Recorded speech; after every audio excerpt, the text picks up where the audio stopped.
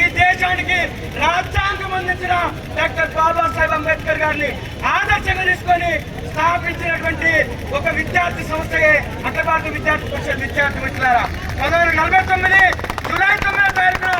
కేవలం 5 మెంబర్స్ తో స్థాపించినటువంటి ఈ యొక్క విద్యార్థి సంఘం ఈ 77 సంవత్సరాల చరిత్రలో ఎన్నో ఉద్యమాలను నిర్మించి, ఎన్నో జాతీయవాద ఉద్యమాలను నిర్మించి, ఎన్నో విద్యార్థి ఉద్యమాలను, సామాజిక ఉద్యమాలను నిర్మించి దానిలో విజయం సాధించి నేడు 5 మిలియన్ మెంబర్షిప్ తోని ఈ రోజు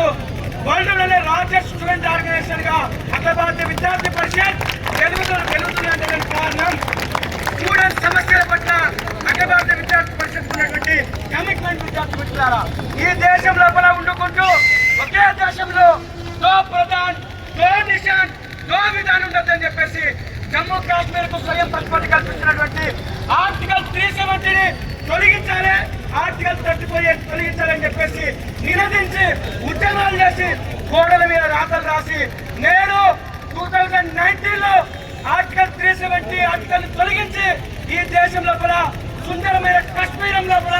శాంతి భద్రతలు నెలకొల్పడంలో ముఖ్య పాత్ర వహించింది అఖిల భారత విద్యార్థి పరిషత్. దాని యొక్క కార్యకర్తగా నేను గర్విస్తున్న విద్యార్థి మిత్రులారా, ఈ దేశం లోపల నేటి బాలలు రేపటి పౌరులు కాదు, నేటి బాలలే నేటి పౌరులు అని చెప్పేసి ఈ దేశంలో 21 సంవత్సరాలకు ఓటు హక్కు అవసరం లేదు, 18 సంవత్సరాలు నిలబడినటువంటి వయోజనులకు ఓటు హక్కు కల్పించాలని చెప్పేసి ఉద్యమాలు చేసి నేడు ఈ దేశం లోపల వరల్డ్లోనే అతిపెద్ద ప్రజాస్వామ్య పండుగలో